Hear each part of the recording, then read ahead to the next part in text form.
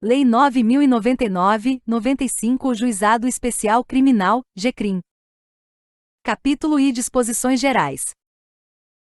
Artigo 60. O Juizado Especial Criminal, provido por juízes togados ou togados e leigos, tem competência para a conciliação, o julgamento e a execução das infrações penais de menor potencial ofensivo, respeitadas as regras de conexão e continência. Parágrafo único. Na reunião de processos, perante o juízo comum ou o tribunal do júri, decorrentes da aplicação das regras de conexão e continência, observar-se-ão os institutos da transação penal e da composição dos danos civis. Observação: quando houver um crime conexo, ou em continência, com aquele julgado pelo juízo comum ou tribunal do júri, estes dois últimos atrairão o crime de competência do GCRIM, sendo os dois julgados juntamente pelo tribunal do júri ou pelo juízo comum, observadas, obrigatoriamente, os institutos da transação penal e da composição dos danos civis, para não prejudicar o investigado. Artigo 61. Consideram-se infrações penais de menor potencial ofensivo, para os efeitos desta lei, as contravenções penais e os crimes, a que a lei comine pena máxima não superior a 2 anos, comulada ou não com multa. Artigo 62. O processo perante o juizado especial orientar-se-á pelos critérios da oralidade, informalidade, economia processual e celeridade, objetivando, sempre que possível, a reparação dos danos sofridos pela vítima e a aplicação de pena não privativa de liberdade. Observação: vão tentar reparar o dano sofrido, e a aplicação de pena não privativa de liberdade, se possível. Poderá ser essa pena, multa ou restrição de direitos, por exemplo. Capítulo 2 da competência e dos atos processuais. Artigo 63. A competência do juizado será determinada pelo lugar em que foi praticada a infração penal. Artigo 64. Os atos processuais serão públicos e poderão realizar-se em horário noturno e em qualquer dia da semana, conforme dispuserem as normas de organização judiciária. Artigo 65. Os atos processuais serão válidos sempre que preencherem as finalidades para as quais foram realizados, atendidos os critérios indicados no artigo 62 desta lei. Parágrafo 1º. Não se pronunciará qualquer nulidade sem que tenha havido prejuízo. Parágrafo 2º. A prática de atos processuais em outras comarcas poderá ser solicitada por qualquer meio hábil de comunicação. Parágrafo 3º. Serão objeto de registro escrito exclusivamente os atos havidos por essenciais. Os atos realizados em audiência de instrução e julgamento poderão ser gravados em fita magnética ou equivalente. Artigo 66. A citação será pessoal e far-se-á no próprio juizado, sempre que possível ou por mandado. Parágrafo único. Não encontrado o acusado para ser citado, o juiz encaminhará as peças existentes ao juízo comum para adoção do procedimento previsto em lei. Observação: não haverá revelia no GCRIM, tampouco edital. Artigo 67. A intimação far-se-á por correspondência, com aviso de recebimento pessoal ou, tratando-se de pessoa jurídica ou firma individual, mediante entrega ao encarregado da recepção, que será obrigatoriamente identificado, ou, sendo necessário, por oficial de justiça, independentemente de mandado ou carta precatória, ou ainda por qualquer meio idôneo de comunicação. Parágrafo único. Dos atos praticados em audiência considerar-se-ão desde logo cientes as partes, os interessados e defensores. Artigo 68. Do ato de intimação do autor do fato e do mandado de citação do acusado, constará a necessidade de seu comparecimento acompanhado de advogado, com a advertência de que, na sua falta, ser-lhe-á designado defensor público. Capítulo 3 da fase preliminar.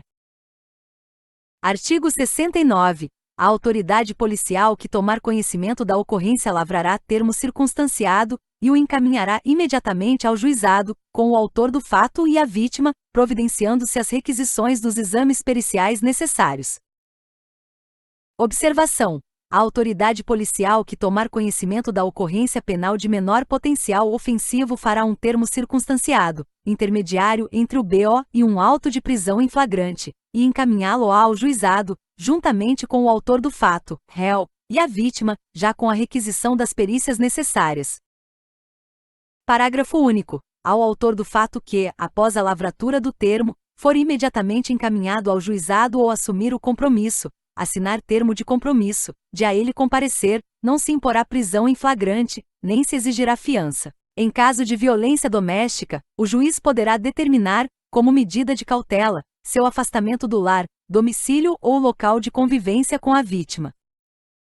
Artigo 70. Comparecendo o autor do fato e a vítima, e não sendo possível a realização imediata da audiência preliminar, será designada data próxima, da qual ambos sairão cientes.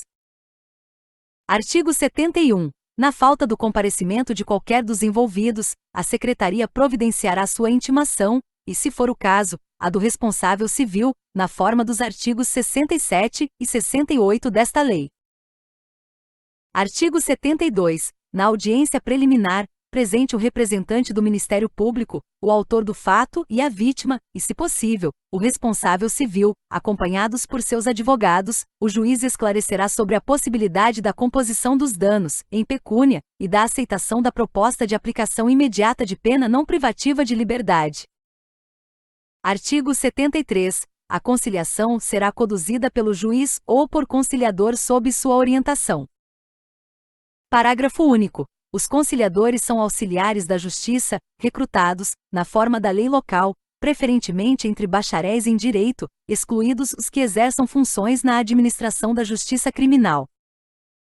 Artigo 74. A composição dos danos civis será reduzida a escrito e, homologada pelo juiz mediante sentença irrecorrível, terá eficácia de título a ser executado no juízo civil competente. Parágrafo único. Tratando-se de ação penal de iniciativa privada ou de ação penal pública condicionada à representação, o acordo homologado acarreta a renúncia ao direito de queixa ou representação. Artigo 75. Não obtida a composição dos danos civis, será dada imediatamente ao ofendido a oportunidade de exercer o direito de representação verbal, que será reduzida a termo. Parágrafo único. O não oferecimento da representação na audiência preliminar não implica decadência do direito, que poderá ser exercido no prazo de 6 meses, previsto em lei. Artigo 76. Havendo representação ou tratando-se de crime de ação penal pública incondicionada, não sendo caso de arquivamento, o Ministério Público poderá propor a aplicação imediata de pena restritiva de direitos ou multas, a ser especificada na proposta. Observação. Condicionada à representação. É necessário que a vítima ou ofendido faça uma representação contra o acusado, se quiser. Observação. Incondicionada. Não é necessário exercer o direito à representação. Observação. O membro do MP poderá propor transação a qual se configura pela conversão da pena restritiva de liberdade em pena restritiva de direitos ou multas. Parágrafo 1º. Nas hipóteses de ser a pena de multa a única aplicável, o juiz poderá reduzi-la até a metade. Parágrafo 2º. Não se admitirá a proposta se ficar comprovado e ter sido o autor da infração condenado, pela prática de crime, a pena privativa de liberdade, por sentença definitiva. Segunda, ter sido o agente beneficiado anteriormente, no prazo de 5 anos, pela aplicação de pena restritiva ou multa, nos termos deste artigo. Terceira, não indicarem os antecedentes, a conduta social e a personalidade do agente, bem como os motivos e as circunstâncias, ser necessária e suficiente a adoção da medida. Observação, ou seja, o cara não merece a transação. Parágrafo 3º. Aceita a proposta pelo autor da infração e seu defensor, será submetida à apreciação do juiz. Parágrafo 4º. Acolhendo a proposta do Ministério Público aceita pelo autor da infração, o juiz aplicará a pena restritiva de direitos ou multa, que não importará em reincidência, sendo registrada apenas para impedir novamente o mesmo benefício no prazo de 5 anos. Observação. Não ficará na ficha criminal do indivíduo, pois esse transacionou e é extinto o processo, porém não pode valer-se desse benefício novamente durante 5 anos. Parágrafo 5º. Da sentença prevista no parágrafo anterior caberá a apelação referida no artigo 82 desta lei. Parágrafo 6º. A imposição da sanção de que trata o parágrafo 4º deste artigo não constará de certidão de antecedentes criminais, salvo para os fins previstos no mesmo dispositivo, 5 anos sem valer-se do benefício, e não terá efeitos civis, cabendo aos interessados propor ação cabível no juízo cível. Capítulo 4º do Procedimento Sumaríssimo. Artigo 77. Na ação penal de iniciativa pública, quando não houver aplicação de pena, réu não aceitou a transação ou não pôde havê-la, pela ausência do autor do fato, ou pela não ocorrência da hipótese prevista no artigo 76 desta lei, o Ministério Público oferecerá ao juiz, de imediato, denúncia oral, se não houver necessidade de diligências imprescindíveis. Parágrafo 1º. Para o oferecimento da denúncia, que será elaborada com base no termo de ocorrência referido no artigo 69 desta lei, com dispensa do inquérito policial, prescindir-se-á do exame do corpo de delito quando a materialidade do crime estiver aferida por boletim médico ou prova equivalente. Parágrafo 2º. Se a complexidade ou circunstâncias do caso não permitirem a formulação da denúncia, o Ministério Público poderá requerer ao juiz o encaminhamento das peças existentes, na forma do parágrafo único do artigo 66 desta lei. Parágrafo 3º. Na ação penal de iniciativa do ofendido poderá ser oferecida queixa oral, cabendo ao juiz verificar se a complexidade e as circunstâncias do caso determinam a adoção das providências previstas no parágrafo único do artigo 66 desta lei. Artigo 78.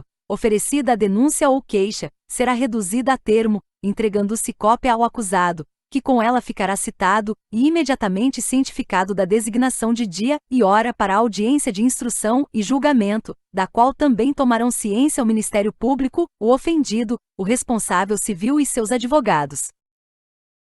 Parágrafo 1º. Se o acusado não estiver presente, será citado na forma dos artigos 66 e 68 desta lei e cientificado da data da audiência de instrução e julgamento, devendo a ela trazer suas testemunhas ou apresentar requerimento para intimação, no mínimo 5 dias antes de sua realização. Parágrafo 2º. Não estando presentes o ofendido e o responsável civil, serão intimados nos termos do artigo 67 desta lei para comparecerem à audiência de instrução e julgamento.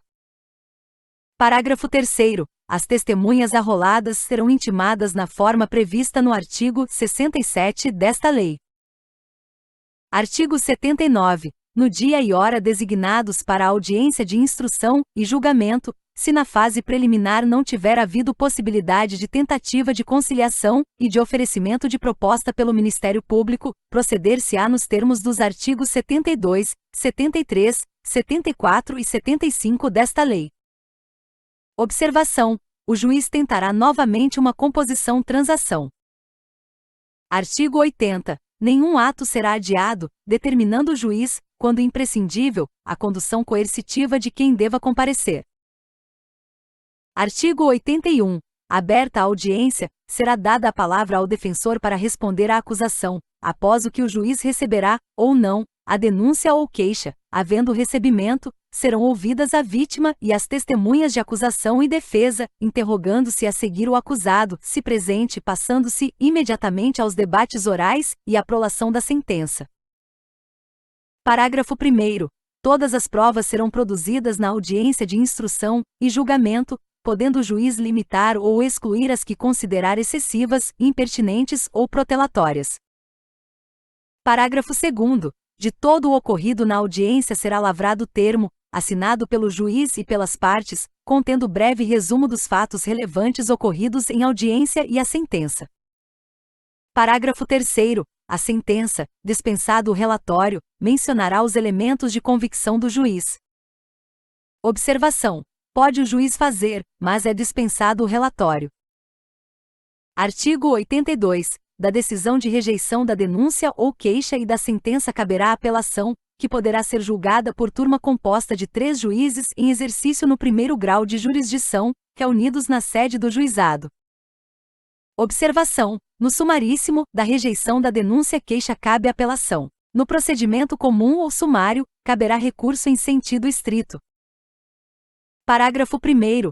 A apelação será interposta no prazo de 10 dias, contados da ciência da sentença pelo Ministério Público, pelo réu e seu defensor, por petição escrita, da qual constarão as razões e o pedido do recorrente. Parágrafo 2º. O recorrido será intimado para oferecer resposta escrita, contra razões, no prazo de 10 dias. Parágrafo 3º. As partes poderão requerer a transcrição da gravação da fita magnética, a que alude o parágrafo 3º do artigo 65 desta lei.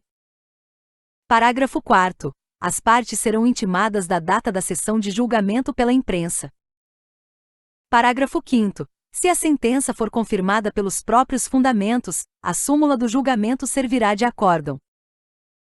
Artigo 83. Cabem embargos de declaração quando, em sentença ou acórdão, houver obscuridade, contradição ou omissão.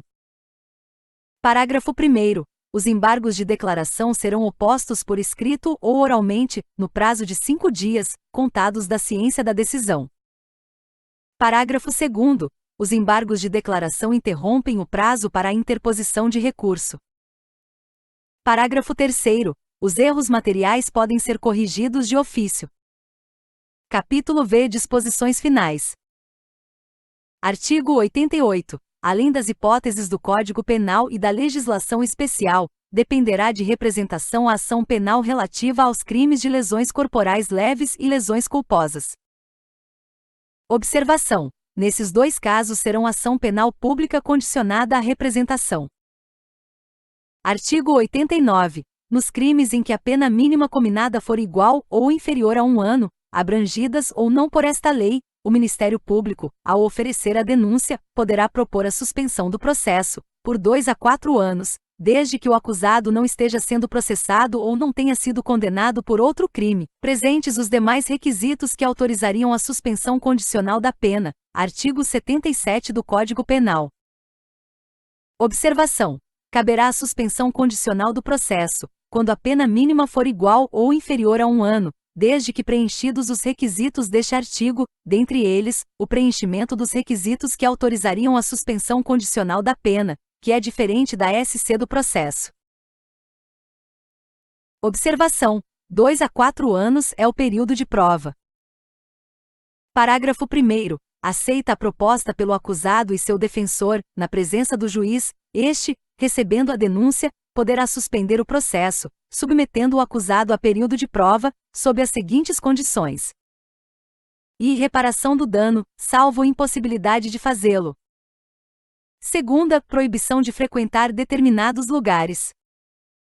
Terceira, proibição de ausentar-se da comarca onde reside, sem autorização do juiz.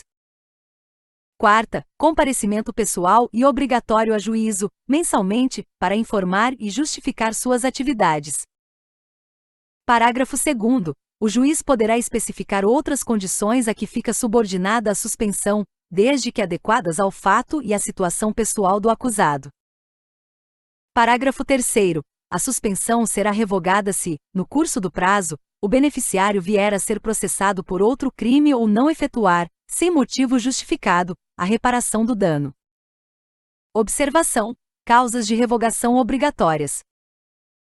Parágrafo 4º. A suspensão poderá ser revogada se o acusado vier a ser processado, no curso do prazo, por contravenção, ou descumprir qualquer outra condição imposta. Observação: causas de revogação facultativas. Parágrafo 5º. Expirado o prazo sem revogação, o juiz declarará extinta a punibilidade. Parágrafo 6º. Não correrá prescrição durante o prazo de suspensão do processo. Parágrafo 7º. Se o acusado não aceitar a proposta prevista neste artigo, o processo prosseguirá em seus ulteriores termos.